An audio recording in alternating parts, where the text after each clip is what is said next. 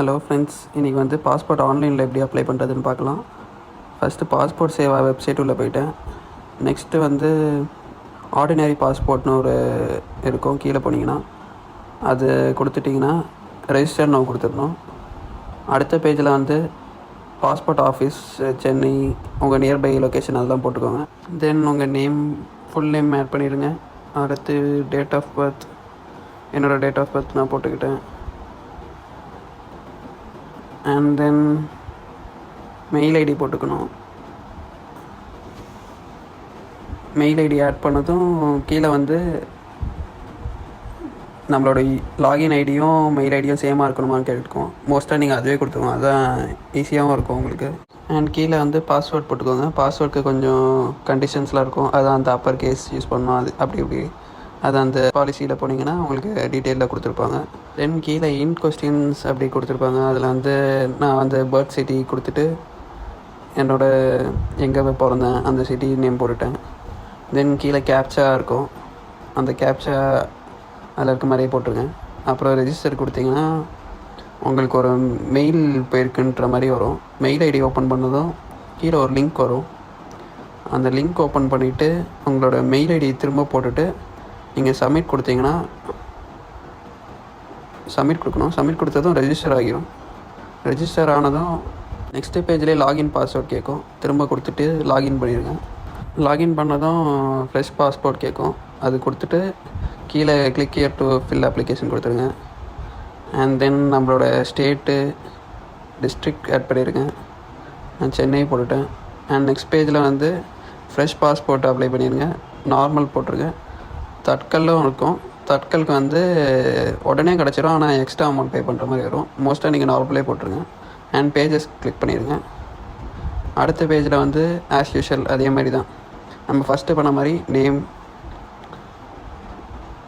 Gender எல்லாத்தையும் போட்டுட்டு கீழே வந்தீங்கன்னா நம்ம பேன் கார்டு, ஓட்டர் ஐடி அதெல்லாம் கேட்கும், அந்த நம்பர்லாம் போட்டுருங்க. அடுத்து ஸ்டேட் தமிழ்நாடு போட்டுட்டேன். அப்புறம் மார்ஷியல் ஸ்டேட்டஸ் சிங்கிள் போட்டுட்டு அண்ட் டிஸ்ட்ரிக்ட் சென்னை போட்டுட்டேன். அண்ட் தென் கீழே இதெல்லாம் உங்கள்கிட்ட அவைலபிளாக இருந்தால் ஆட் பண்ணியிருக்கேன். அண்ட் எம்ப்ளாய்மெண்ட் டைப் வந்து நீங்கள் செல்ஃப் எம்ப்ளாய்டா, இல்லை ரிட்டையர்டு பர்சனா, இல்லை ப்ரைவேட்டில் இருக்கீங்களா, அதெல்லாம் ஆட் பண்ணிடுங்க. அண்ட் தென் கீழே வந்து உங்களோட பேரண்ட் யாராச்சும் கவர்மெண்ட் சர்வெண்ட்டான்ற மாதிரி கேட்கும், அதுக்கு எஸ்னா எஸ் கொடுத்துருங்க, இல்லை நோ கொடுத்துருங்க. அப்புறம் எஜுகேஷனல் குவாலிஃபிகேஷன் கொடுத்துருங்க.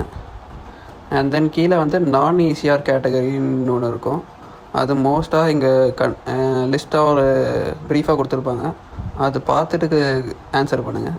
மோஸ்ட்டாக நிறைய பேருக்கு வந்து நோ தான் இருக்கும், இருந்தாலும் நீங்கள் எல்லாத்தையும் ஒரு வாட்டி ரீட் பண்ணிவிட்டு ஆன்சர் பண்ணுங்கள். அண்ட் தென் நான் நோ கொடுத்துட்டேன் இதுக்கு. அப்புறம் கீழே வந்து ஆதார் நம்பர் கேட்கும், அது மஸ்ட்டு எல்லோரும் கண்டிப்பாக போடுற மாதிரி இருக்கும். அப்புறம் ஐ அக்ரி கொடுத்துட்டு நெக்ஸ்ட்டு கொடுத்தீங்கன்னா அடுத்த பேஜில் வந்து உங்களுக்கு நிறைய இந்த மாதிரி உங்கள் மேலே போலீஸ் கேஸ் இருக்கா அந்த மாதிரிலாம் கொஸ்டின்ஸ் கேட்கும், அது எல்லாத்துக்கும் நோ கொடுத்துருங்க. கொடுத்துட்டு இன்னொரு பேஜ் ஒன்று ஓப்பன் ஆகும், அதில் வந்து நீங்கள் அப்பாயின்மெண்ட் புக் பண்ணுற மாதிரி இருக்கும். ஃபஸ்ட்டு நீங்கள் அதுக்கு அமௌண்ட் பே பண்ணிவிட்டு அப்பாயின்மெண்ட் புக் பண்ணணும்.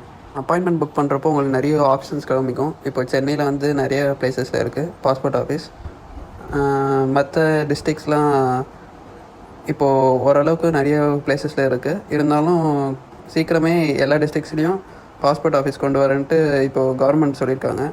அது எப்போ இம்ப்ளிமெண்ட் பண்ணுவாங்கன்றது தெரியல. உங்கள் அப்பாயின்மெண்ட் டேட்டில் நீங்கள் பாஸ்போர்ட் ஆஃபீஸ் போனதும் என்ட்ரன்ஸ்லேயே ஒருத்தர் செக்யூரிட்டி இருப்பாங்க, அவங்க வந்து உங்ககிட்ட அப்ளிகேஷன் ஃபார்ம் அதெல்லாம் வாங்கிட்டு உள்ளே அனுப்புவாங்க. உள்ளே போனதும் கீழே வந்து ஒரு கவுண்டர் இருக்கும், அங்கே நீங்கள் கொடுத்ததும் அப்பாயின்மெண்ட் வாங்குற மாதிரி இருக்கும். அப்பாயின்மெண்ட் வாங்கினதும் உங்களை பேரை கொஞ்சம் நேரம் கழித்து கூப்பிடுவாங்க. தென் நீங்கள் நெக்ஸ்ட் கவுண்டருக்கு போகணும். அங்கே வந்து ஏபிசின்னு மொத்தம் 3 கவுண்டர் இருக்கும். அதில் ஃபஸ்ட்டு ஏ கவுண்டரில் வந்து உங்களோட ஃபோட்டோ எடுத்துப்பாங்க. அண்ட் தென் கைரேகை அதெல்லாம் எடுத்துகிட்டு உங்கள் டீட்டெயில்ஸ்லாம் கரெக்டாக இருக்கா செக் பண்ணிக்க சொல்லுவாங்க. நீங்கள் இன்கேஸ் ஃபஸ்ட்டு அப்ளிகேஷனில் தப்பாக ஃபில் பண்ணியிருந்தால் அங்கே போய் கரெக்ஷன் பண்ணிக்கோங்க, அதுக்கப்புறம் மாற்ற முடியாது. அண்ட் தென் பி கவுண்டர் போனதும் ஜஸ்ட்டு உங்களோட அட்ரஸ் ப்ரூஃப் அது மட்டும் காட்ட சொல்லுவாங்க. அதே மாதிரி தான் சி கவுண்டரும் முடித்ததும் நீங்கள் கிளம்பலாம்னு சொல்லிடுவாங்க. அவ்வளோதான் கைஸ். நெக்ஸ்ட்டு போலீஸ் வெரிஃபிகேஷன் வரும்ன்ட்டு உங்களுக்கு ஒரு மெயில் வரும். இந்த மெயில் வந்து 3 வீக்ஸ்க்குள்ளே உங்கள் வீட்டுக்கு போலீஸ் வெரிஃபிகேஷன் வரணும். இன்கேஸ் அவங்க வரலன்னா நீங்களே 3 வீக்ஸ் கழிச்சு போலீஸ் ஸ்டேஷன் போயிட்டு இந்த மாதிரி பாஸ்போர்ட் வெரிஃபிகேஷனுக்கு வந்திருக்கேன் அப்படின்ட்டு சொல்லிவிட்டு வெரிஃபிகேஷன்லாம் முடிஞ்சதும் 2-3 டேஸில் வந்து போஸ்ட் ஆஃபீஸ்லேருந்து போஸ்ட்மேன் பாஸ்போர்ட் கொண்டு வந்து டெலிவரி பண்ணிடுவார் நம்ம வீட்டுக்கு. இன்கேஸ் நீங்கள் வீட்டில் இல்லைன்னா நீங்கள் டேரெக்டாக போய் போஸ்ட் ஆஃபீஸில் போய் கலெக்ட் பண்ணுற மாதிரி தான் இருக்கும். அதையும் நீங்கள் மிஸ் பண்ணிட்டீங்கன்னா அவங்க ஸ்ட்ரெயிட்டாக பாஸ்போர்ட் ஆஃபீஸ்க்கு அனுப்பிச்சிடுவாங்க. அது உங்களுக்கு ரொம்ப தலைவலியாயிரும்.